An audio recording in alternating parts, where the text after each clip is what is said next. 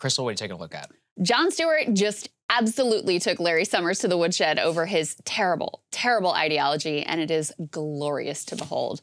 Now, it is hard to imagine a greater economic villain in modern American history than Larry Summers. He's like the final boss of neoliberalism. Basically, at the scene of every great recent economic crime, you can find Larry Summers. Start with NAFTA, which decimated American manufacturing, permanent normal trade relations with China, which did even more to decimate American manufacturing, pushing shock doctrine on the former Soviet Union, helping to cause the financial crash, and then helping to craft the bank bailouts after the housing crash. Over the last 30 years, if there's a working person who is getting screwed, Larry Summers was probably involved in some way or another. So you might think, after this disastrous track record of having been remarkably consistently wrong in the most devastating ways, that people would maybe not put too much stock in what this guy has to say about current conditions.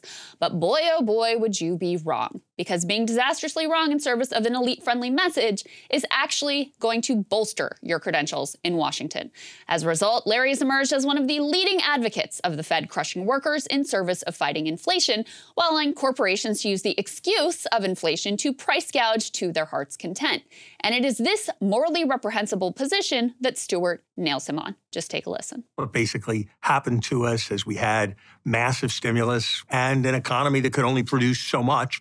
We had huge levels of demand, and those huge levels of demand kept pushing up prices and pushing up wages. But ultimately, it was you put too much water in the bathtub overflows. You put too much demand into the economy, and you get high and rising prices. But the San Francisco Fed says that is demand is maybe 30 to 35% of the inflation. Wages are really around 20% of the inflation. There's a huge corporate profit aspect to it. There's a huge supply chain aspect to it. But our method for controlling it seems really much more focused on wages and employment. There's certain sicknesses you can have where there's a drug and it has side effects. And everybody hates the side effects, and no doctor wants their patient to suffer the side effects. But if you don't address the sickness, you're going to have a bigger problem down the road. But the stock market assets have gone up 150%. CEO pay has gone up 1,500%. Workers' wages haven't gone up at all.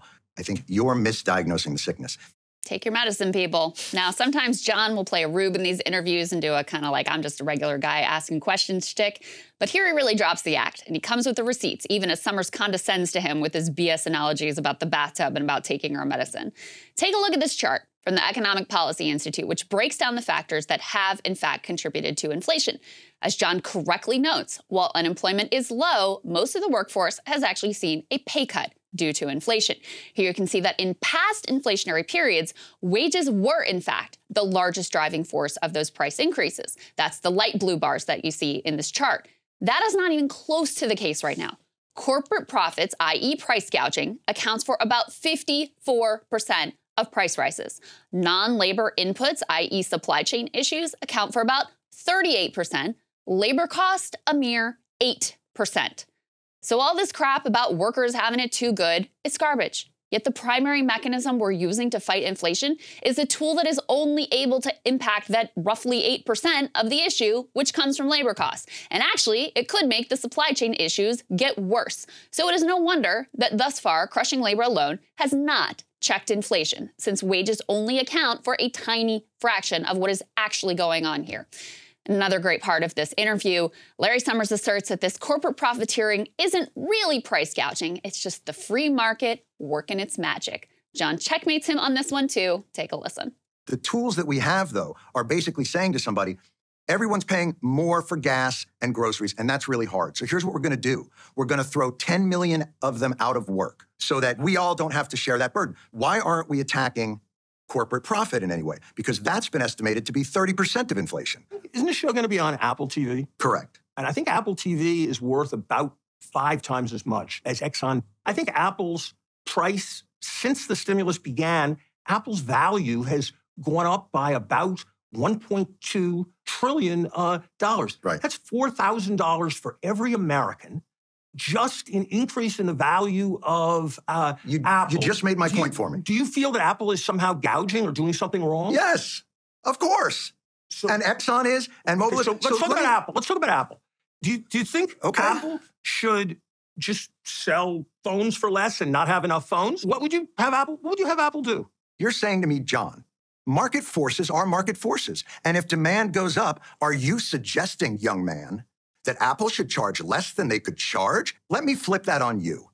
When there's a tightness in the labor market, what you're saying is the workers shouldn't do the same. That the workers, just following the same capitalistic principles that allow Apple to charge more for their phones, shouldn't charge more because wage inflation is driving inflation. That's not at all what I'm saying, John. That's exactly what you're saying. Actually, Now, the reason that moment is so perfect, among others, is because Jon exposes how one-sided Larry's economic worldview is. When it comes to corporations, using the excuse of inflation to price gouge, he's all for it. In fact, he's shocked at the idea anyone would oppose such a thing.